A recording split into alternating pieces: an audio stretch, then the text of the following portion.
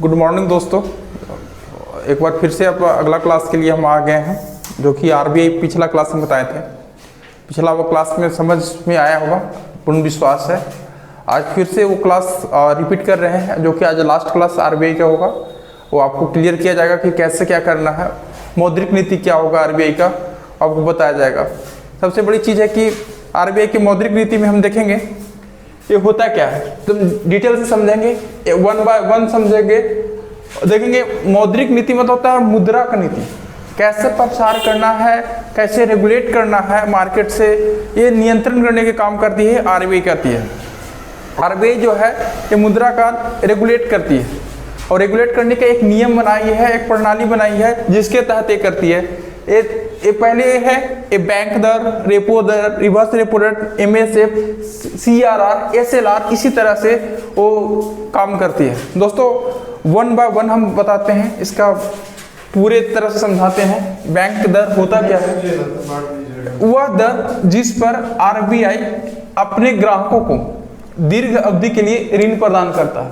वह रेट जिस पर आरबीआई जो है अपने ग्राहकों को क्या करता है कि ज़्यादा समय के लिए ऋण प्रदान करता है, ताकि वो ले सके, इसका इस्तेमाल किया जा सके। साथ ही साथ एक ग्राहक होता कौन है, आखिर कौन ग्राहक है? एक ग्राहक आम इंसान या आम खाता के लिए कोई नहीं होता है।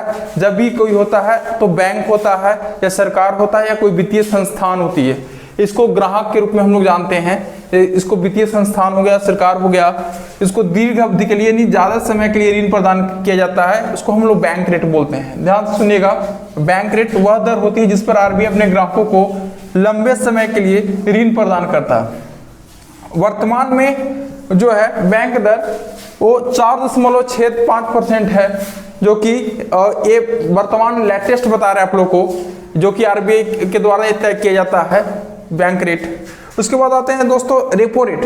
रेपो रेट और बैंक रेट दोनों ही एक समान है, मतलब दोनों ही लेवल एक ही होती है, लेकिन एक क्या होता है कि एक दीर्घकालीन होती है, एक दीर्घ अवधि होती है। और देखिएगा रेपो रेट यहाँ क्या होगा, अल्पकालीन हो गया, एक कुछ समय के लिए होती है, ये ज़्यादा समय के लिए होती है। दोस्तों ये हम लोग के ज़्यादा समय के लिए हमको दिया जाता है, वाणिज्य बैंकों का एक कम समय के लिए ऋण प्रदान किया जाता है, उसको हम लोग रेपो रेट बोलते हैं। वर्तमान में रेपो रेट 4.40% है, जो कि एक आरबीआई के द्वारा तय किया जाता है। मालूम होगा अगर 0.25% अगर रेपो रेट डाउन होती है तो मार्केट में 12,500 करोड़ का ट्रांजैक्शन जो होते हैं रेगुलेट किया जाता है, ज़्यादा फ्लो करती है मार्केट में।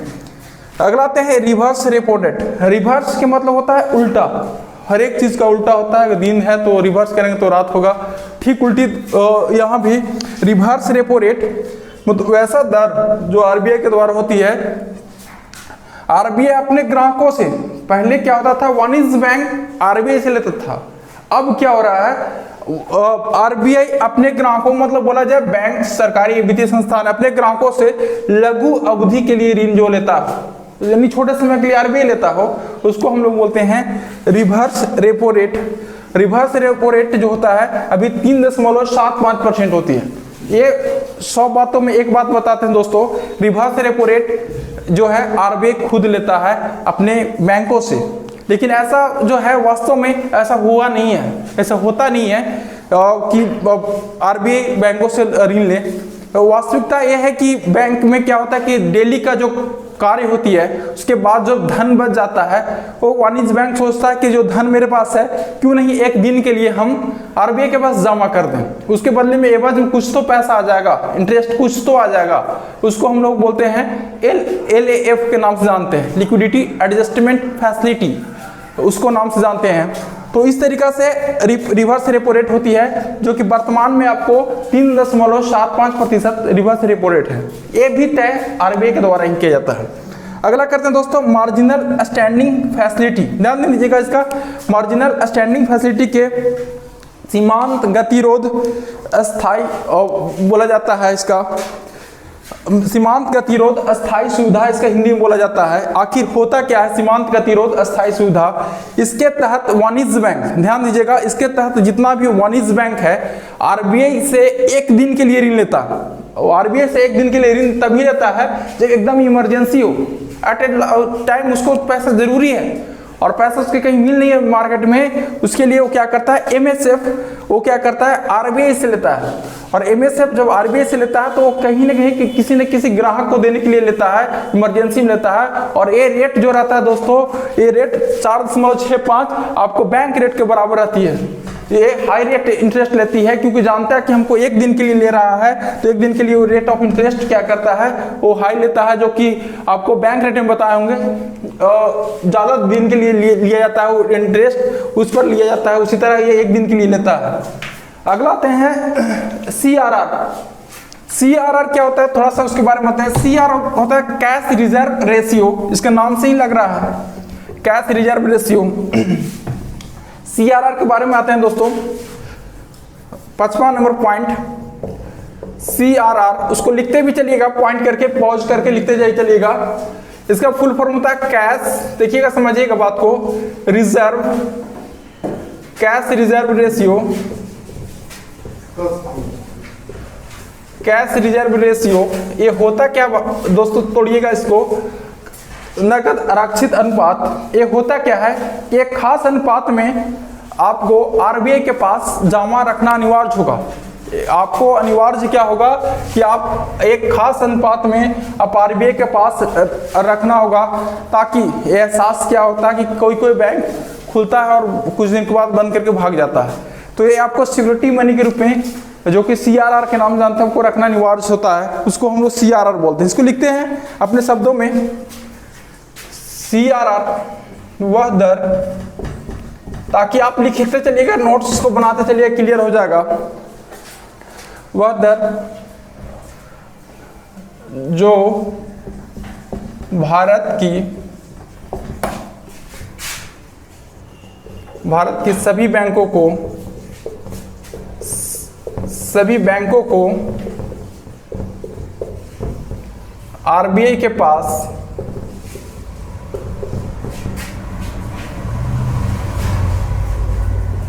एक अनुपात में नगद जमा करना अनिवार्य होती है।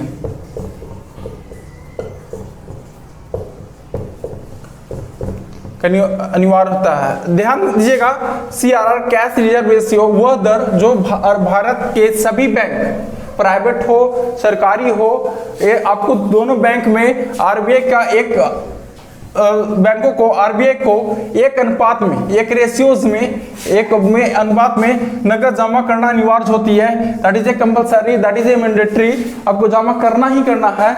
उसको हम लोग बोलते हैं सीआरआर, कैश रिजर्व। कैश का मतलब होता है नगद, ध्यान दीजिएगा, और रिजर्व मतलब होता है जमा करना, आरक्षित करना, और रेशियो का अनुपात। तो ध्यान देखिएगा, इसको फुल फॉर्म ही तोड़िएगा तो आंसर आ जाएगा।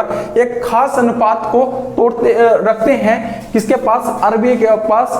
और वो आरबीआई किसके लिए रखता है कि बाय द वे बैंक कुछ हो गया, कहीं हो गया, तो जितना कस्टमर है उसका पैसा क्या हुआ, आरबीआई के पास सिक्योर रहेगा, ताकि वो कस्टमर को पैसा दे सके। ये चीज को ध्यान रखिएगा, नोटेट कीजिएगा पॉइंट को, इंपॉर्टेंट है आपके लिए, बहुत इंपॉर्टेंट है। और ध्यान दीजिएगा इस चीज को, वर्तमान में जो सीआरआर है, लिखेंगे वर्तमान में सीआरआर, वर्तमान में सीआरआर 3% है। ये जो डिसीजन किया जाता है 3%, 4%, 2%, ये आपको किया जाता है आरबीआई के द्वारा किया जाता है। मिनिमम होती है 3% ही होती है, अभी तक मिनिमम 3% तक ही गया है।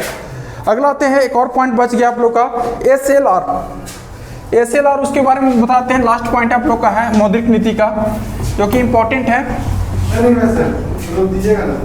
ये लास्ट पॉइंट है एसएलआर।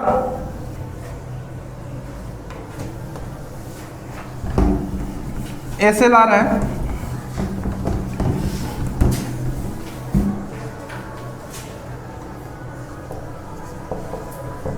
एसएलआर है। पहले जानते हैं कि एसएलआर का फुल फॉर्म होता क्या दोस्तों। एसएलआर का फुल फॉर्म होता है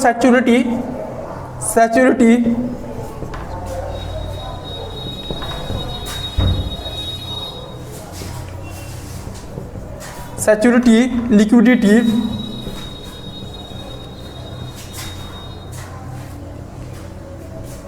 छोड़ देना, उसको काट दीजिएगा। रेशियो, सिक्योरिटी लिक्विडिटी रेशियो, इसका फुल फॉर्म एसएलआर का होता है। ये होता क्या है, जैसे कि किसी बैंक में एक खास अनुपात आपके पास रखना अनिवार्य है।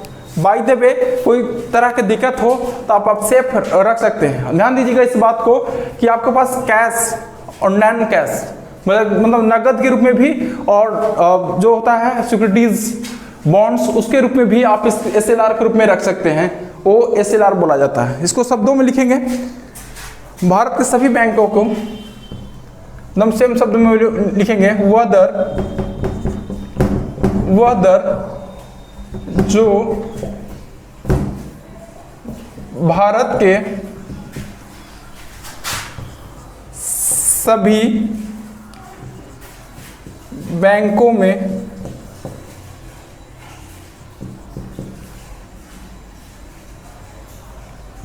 खास अनुपात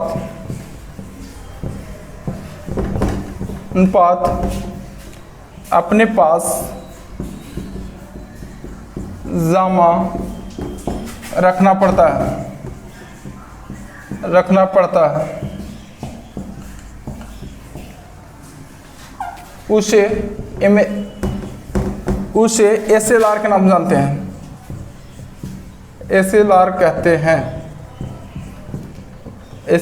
हैं। वर्तमान में एसएलआर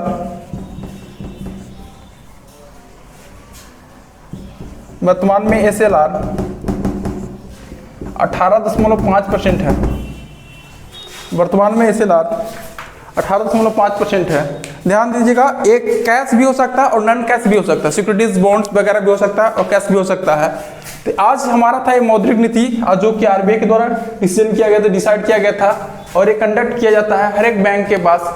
और ये मॉनेटरी आपको पॉलिसीज जो है फॉलो करना पड़ेगा। अगर आप बैंक को चलाते हैं, देख रेख करते हैं, तो इसको देख रेख भी करना पड़ेगा, तभी आप आरबीआई की गाइडलाइन के अंतर्गत आते हैं। और ये आरबीआई के लिए इंपॉर्टेंट होती है, बहुत ही इंपॉर्टेंट होती है हर एक बैंकों के लिए इसका पूरा करना। फिर से रिवाइज करते हैं दोस्तों, सीआरआर मतलब अपने एक खास पूंजी को आरबीआई के पास जमा करना, और एसएलआर क्या होता है कि एक खास अनुपात जो कि आरबीआई के द्वारा तय किया जाता है। ध्यान दीजिएगा, ये भी आरबीआई सब आरबीआई के द्वारा डिसीजन किया जाता है कितना रखना है, क्या करना है।